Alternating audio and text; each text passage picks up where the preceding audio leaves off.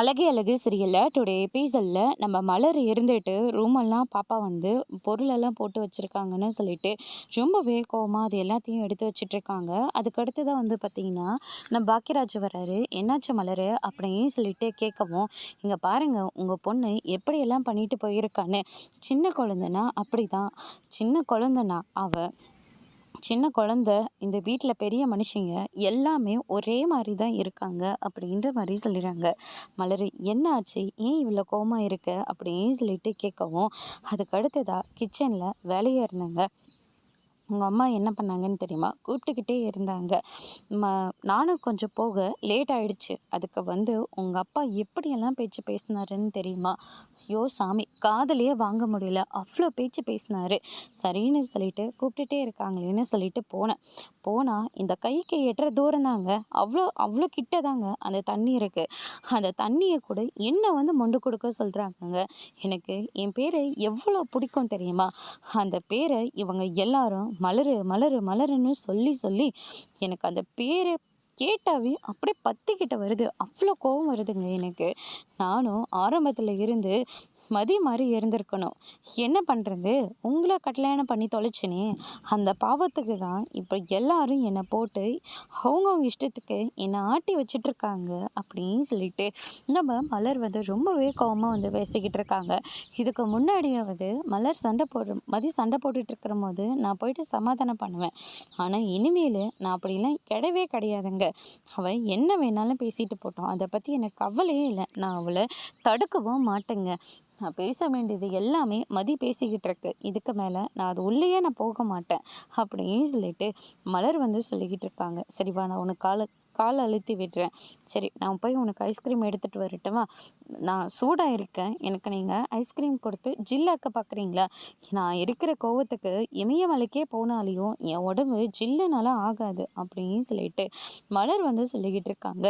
போதுங்க, இவங்க கிட்ட என்னால் முடியலைங்க, அப்படியே எங்கேயாவது போய் தொலைஞ்சலாம் போல் அவ்வளோ ஆத்திரமாக வருது அப்படின்னு சொல்லிட்டு ரொம்பவே வருத்தப்பட்டு பேசிக்கிட்டு இருக்காங்க.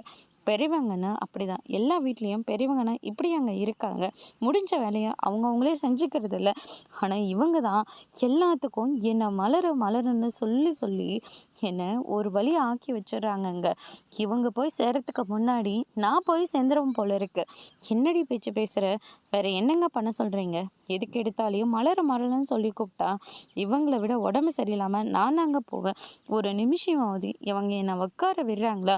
உட்காரவே விடுறது இல்லையங்க.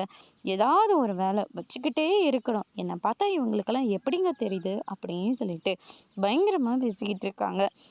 அதுக்கு அடுத்ததாக வந்து பார்த்திங்கன்னா பாக்கியராஜா முடிஞ்ச அளவுக்கு சமாதானம் பண்ணி பார்க்குறாங்க. இதே முகத்தை தான் பார்த்து பார்த்து ஏமாந்து போயிட்டு இப்போ இங்கே வந்து குப்பை கொட்டிக்கிட்டு இருக்கேன்.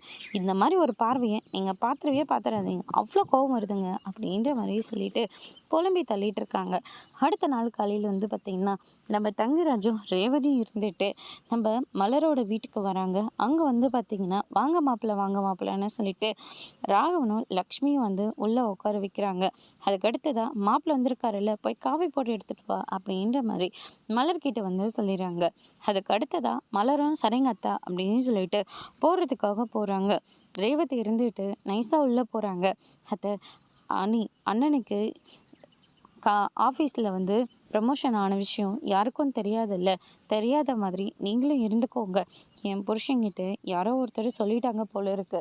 அதை காலையிலேயே வெடிக்க வைக்கிறதுக்காக தான் இங்கே அவர் என்னை கூட்டிகிட்டே வந்திருக்காரு. அதனால் அண்ணங்கிட்ட கொஞ்சம் சொல்லி உஷாராக இருந்துக்கோங்க அப்படின்ற மாதிரி சொல்லிடுறாங்க. நல்ல வேலை ரேவதி, எப்படியும் ஒரு வழியாக சொல்லிட்டேன் அப்படின்ற மாதிரி சொல்லிடுறாங்க. அதுக்கு அடுத்ததான் வந்து பார்த்திங்கன்னா மலர் இருந்துட்டு அத்தை, நான் பால் வந்து அடுப்பில் வச்சுருக்கேன், இதோ வந்துடுறேன் அத்தை அப்படின்னு சொல்லிட்டு உள்ளே போக போகிறாங்க. உடனே தங்கராஜ் இருந்துட்டு பாக்கியராஜ் வீட்டில் இருக்கானாமா, அவனை கொஞ்சம் வர சொல்கிறியா அப்படின்ற மாதிரி சொல்லிடுறாங்க. அதுக்கு அடுத்ததாக பாக்கியராஜும் வராங்க. மலர் இருந்துட்டு பாக்கியராஜ் கிட்ட உங்கள் மச்சானுக்கு உங்களுக்கு ப்ரமோஷன் கிடைச்ச விஷயம் தெரிஞ்சு போச்சு, அதனால் ரேவதி இருந்துட்டு யாருக்கும் தெரியாத மாதிரி பார்த்துக்கோங்கன்னு சொல்லிச்சு. நீங்களும் வேறு ஏதாவது சொல்லி சமாளிச்சிடுங்க, நானும் அதுக்கேற்ற மாதிரி நடந்துக்கிறேன் அப்படின்னு சொல்லிட்டு நம்ம மலர் வந்து சொல்லிடுறாங்க. சரிப்பா அப்படின்னு சொல்லிட்டு வெளியில் வராங்க. வாங்க மாப்பிள்ள வாங்க ரேவதி அப்படின்ற மாதிரி சொல்லிட்டு இருக்காங்க. அத்தை மாமா, எங்கள் தென்னை மரத்தில் 4 தேங்காய் எக்ஸ்ட்ரா வச்சா கூட நான் எங்கள் அம்மா கிட்ட வந்து சொல்லிடுவேன். ஆமாம் மாப்பிள்ள, அதுதான் உண்மை. அவங்க அதை கேட்டு ரொம்ப சந்தோஷப்படுவாங்கல்ல, அதனால் அவங்கக்கிட்ட நான் வந்து சொல்லிடுவேன். அவங்களும் இதெல்லாம் ஏன்டா என்கிட்ட சொல்கிறேன்னு சொல்லிட்டு ஓரளவுக்கு சந்தோஷப்பட்டுக்குவாங்க.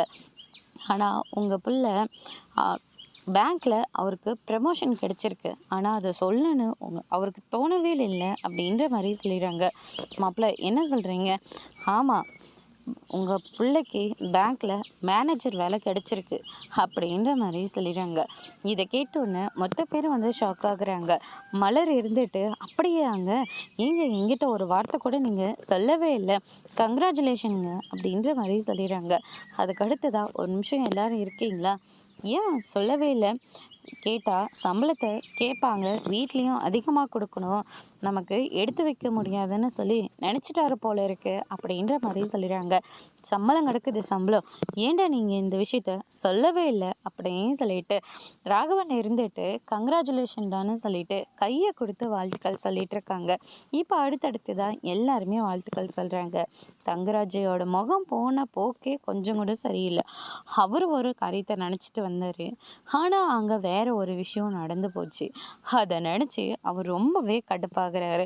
அதுக்கு அடுத்ததா எல்லாத்துக்கும் தங்கச்சி தங்கச்சின்னு உருகுவீங்க, இந்த விஷயத்த மட்டும் தங்கச்சிக்கிட்ட உங்களால் சொல்ல முடியான்னு சொல்லிட்டு ரேவதியோட கடமைக்கும் வந்து சொல்லிக்கிட்டு இருக்காங்க. ஏன்னு நீ சொல்லவே இல்லைன்னு சொல்லிட்டு இந்த பக்கம் சுரேஷும் வந்து வாழ்த்துக்கள் சொல்லிட்டு இருக்காங்க. மதியம் சொல்கிறாங்க.